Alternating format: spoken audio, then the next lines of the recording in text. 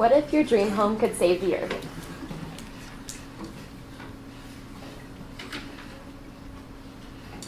Currently, 35% of the world's resources are going towards buildings.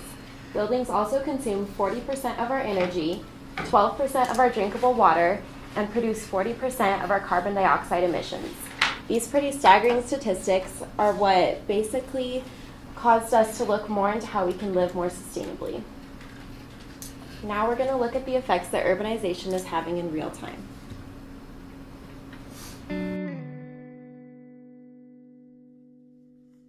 The population of the world is growing.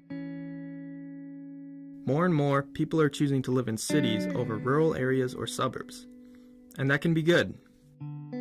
People in cities use less energy, and even less in higher density cities. They drive less often and over shorter distances when they do. And people in cities take up less space. But unchecked urban development can cause problems. Many diverse ecosystems, including whole forests and bodies of water, are compromised each year to make way for city growth. An estimated 139 amphibian species, 41 mammalian species, and 25 bird species will be encroached on or displaced by 2030. Pockets of heat called heat islands have already formed around many cities, which can cause extreme weather and changes in climate. Urbanization is not going away anytime soon, so we need to build better cities. So as you can see, urbanization is having huge effects on our world, so it's important that we look at how we can fix this. So this is a snapshot of the trip I took to the Dominican Republic. This is in Cabarete. It's a big tourist town for its amazing surf, but the locals live like this, very poor. So the small communities have a shared space in the middle. This is used as a trash dump, a play area, and even a laundry drying area. What I want you to realize is that these aren't just in the Dominican Republic, they're all over the world, in similar communities right in the United States. So why am I sharing this with you? This brought the question to my mind, how can we have more sustainable homes that are low cost?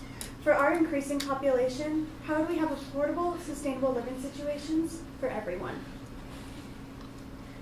Here's a better example. Same layout, right? With the central thing for everyone to share and more sustainable small homes. What can we do to make these homes? Let's start with the outside. The entire world uses the equivalent of 3 tons of concrete for every person on Earth. That's drastically depleting the world's sand deposits, and it's definitely not sustainable. So these are ecoladrillos. These are walls that are built with plastic bottles filled with styrofoam, plastic bags, and other plastic waste, and are stacked on one another. When these are built correctly, they're actually very, very sturdy structures. And they reuse that plastic waste, keeping it out of the landfills and out of sight. Also, these provide better insulation than traditional building materials, keeping interior temperatures comfortable in all climates.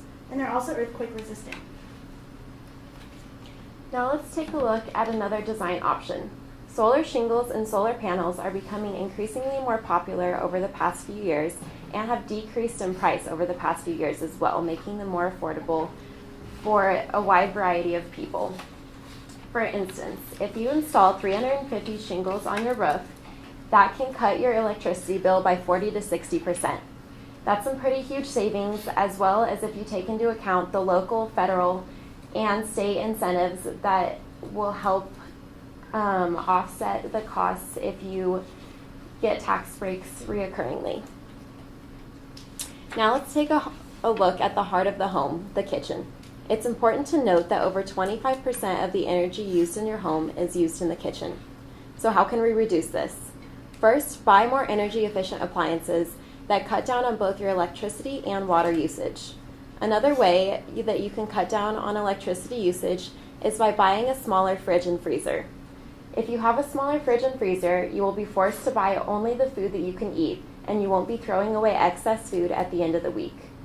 This can really be a huge saver for the environment as well as your wallet. Now taking a deeper look at the kitchen. This is a water recycling sink system. It's important to note that the sink can take up to 16% of the water in the overall house. as well as 11 gallons of water per person per day are used in the typical American home. A way to reduce this is using a water recycling sink system. This basically will recycle gray water, which is water that's used in baths, washing machines, and other appliances within your kitchen. Now, you wouldn't use this water to drink or to cook with, but you could use it for house cleaning, gardening, and many other uses. Speaking of water, if you live in an area where there's sufficient amounts of rain, rainwater barrels are an excellent way to go. They're a game changer for your community. These tanks will fill up to 825 gallons of water. And the water will be filtered and is used for showers, cleaning, gardening, anything that you need it for. Speaking of the gardens, there are 2 ways you can garden in your community. If you live in a community that's looking to be more sustainable, an organic garden with fruits and vegetables and herbs is the way to go. So this one on the left, or the right, is going to be raised beds. Those will help so they don't get stepped on, such in the community we saw in the beginning, where those were also play areas. The other picture is called a permaculture garden. These gardens allow the plants and the vegetables and fruits to intertwine with each other and grow. They support each other, and it's a lot more organic and better for the environment. You can also compost all of your food scraps from your wasted food, which cuts down on waste and cost. You definitely won't be spending as much money as the grocery store for the entire community. Lastly, you can also have a private home garden or greenhouse. You can start small. This is an aquaculture system. So the fish tank on the bottom is actually sustaining the plants. The water is watering them, and the fish are fertilizing the plants. The plants are also, are a natural filter for the tank, keeping it clean and low maintenance. This is a space-saving and time-conscious gardening option for you. This is the coolest part. So to any garden or community area, you can add solar trees. They collect energy for the surrounding homes and buildings. One of these solar-powered trees has the potential energy-producing capacity of 5 kilowatts. Using just 4 feet of land, it can light up to 5 houses. These are capable of harnessing 10 to 15% more power than other solar arrays, and the trees have a battery backup system that provides 2 hours of light after sunset on a full charge. Also, there's such a fun, unique feature that you can have in any garden or any community area. So why does going green in your home make sense? Using recycled materials in a building reduces CO2 emissions by up to 90%. And the green building expenditure in the U.S. is growing exponentially by billions of dollars each year. That means it's becoming a popular, affordable option for all of us. Going green also makes sense because approximately 20% of building materials end up as waste currently. Also, if you have a small building or a home, you can expect to save $15 a square foot in the next 20 years per square foot that you spend on green building. So all of this can really add up. Overall, home design and construction is fundamental in your everyday life. As you can see, there are many ways that you can live sustainably every day. And once installed or purchased, you'll be saving the environment every day without even realizing it. It's also important because a lot of you will be in the home market or looking to rent in the next few months, and so we wanted to share a few tips for you. First, please share the information that you learned today. If we don't have a lot of people sharing information and advocating for change, it simply won't happen. And if you aren't at a place in your life that you're looking to build, please shop sustainably. Look for apartment complexes, houses, and communities that are built with sustainability at their forefront.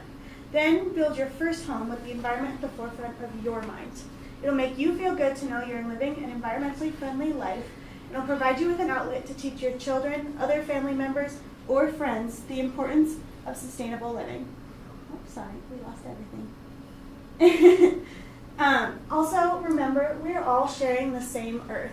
So let's make it better for future communities and work together as a community to create a greener tomorrow, starting right in our own homes.